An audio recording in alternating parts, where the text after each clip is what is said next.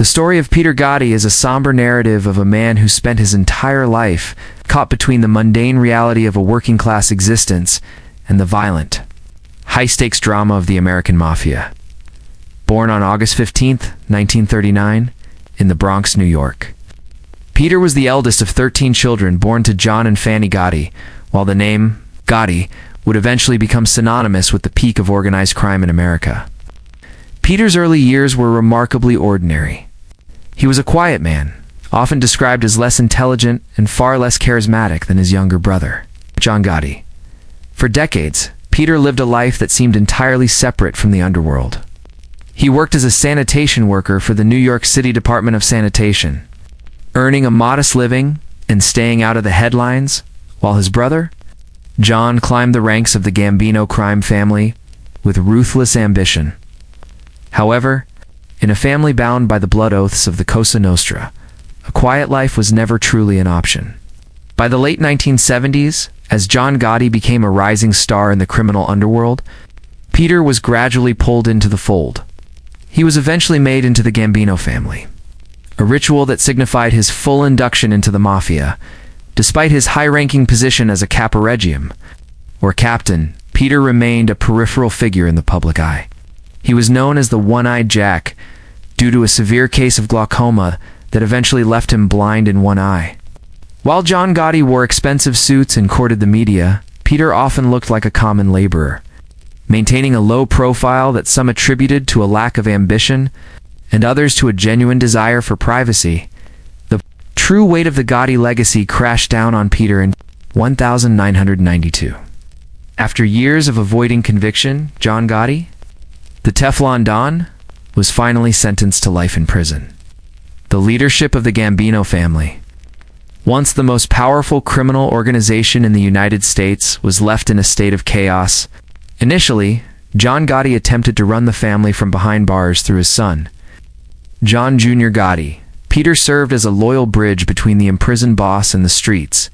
However, the federal government was relentless. When John Jr. was indicted and chose to plead guilty in 1999 to avoid a life sentence, the mantle of leadership fell by default to Peter. Peter Gotti became the acting boss of the Gambino family at perhaps the worst possible moment in its history. The family was being dismantled by the FBI. Its top earners were either in prison or turning into government informants, and the traditional rackets of the Mafia were being squeezed by modern law enforcement techniques. Peter was not a strategic mastermind or a charismatic leader. He was a caretaker boss whose primary qualification was his last name and his unwavering loyalty to his brother. His reign was characterized by a desperate attempt to maintain the status quo while the ship was rapidly sinking. One of the most bizarre and fascinating chapters of Peter's leadership involved the attempted extortion of Hollywood actor Steven Seagal. In the early 2000s, the Gambino family attempted to move into the film industry.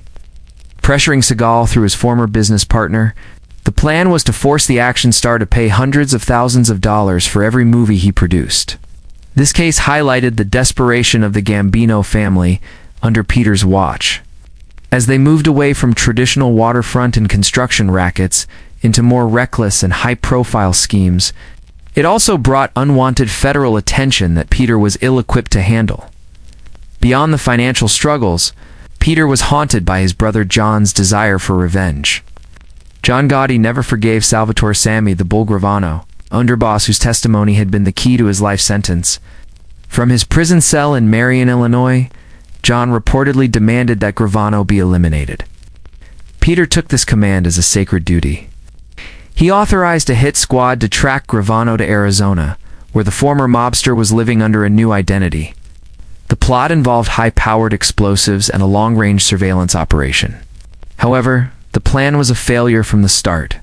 The Gambino family was so thoroughly bugged and infiltrated by informants that the FBI was aware of the plot almost as soon as it was conceived. This failed vendetta would eventually become the centerpiece of the criminal case that ended Peter's freedom. In June 2002, just days before John Gotti died of throat cancer in a prison hospital, the federal government struck. Peter Gotti was arrested in a massive sweep that targeted the Gambino family's control of the New York City waterfront. The charges were extensive, covering everything from money laundering and wire fraud to the conspiracy to murder Sammy Gravano.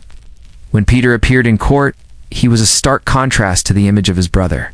He appeared elderly, frail, and confused. The defiance that had characterized John Gotti's trials was nowhere to be found. Instead, Peter looked like a man who was simply tired of the life he had inherited.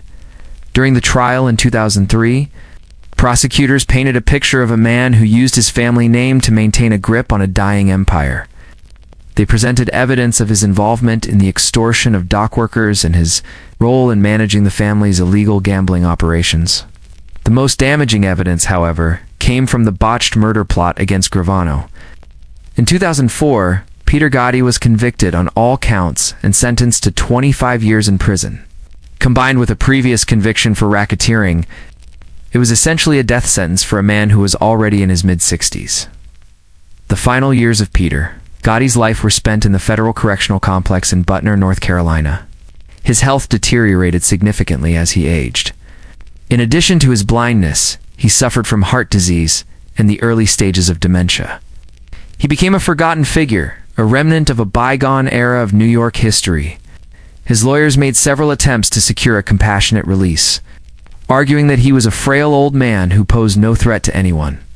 They described him as someone who had seen the error of his ways and simply wanted to die at home. However, the judges denied every request. The legal system viewed him not just as an individual, but as a symbol of an organization that had caused decades of violence and corruption. Peter Gotti died of natural causes on February 25, 2021. At the age of 81, his death marked the final end of the Gotti era in the Gambino crime family. Unlike his brother John, whose funeral was a massive, acuity-saturated event with hundreds of black limousines, Peter's passing was quiet. He died as he had lived for much of his life, in the shadow of his brother's legend. His story is one of a man who was perhaps never meant for the life of a crime boss, but was forced into it by a sense of duty and a name he could never escape. He was the one-eyed Jack who tried to lead an empire through a storm, only to be crushed by the weight of the very legacy he sought to protect. The life of Peter Gotti serves as a historical bookend to the era of the celebrity mobster. He was the last of the Gotti brothers to hold power, and his failure to adapt to the modern world of law enforcement signaled the end of the Mafia's dominance in New York. He lived a life defined by loyalty to a cause that was already lost, and he died in a prison cell, far removed from the streets of the Bronx where his journey had begun. It is a real story of power, family, and the inevitable decline of a criminal dynasty that once thought itself untouchable.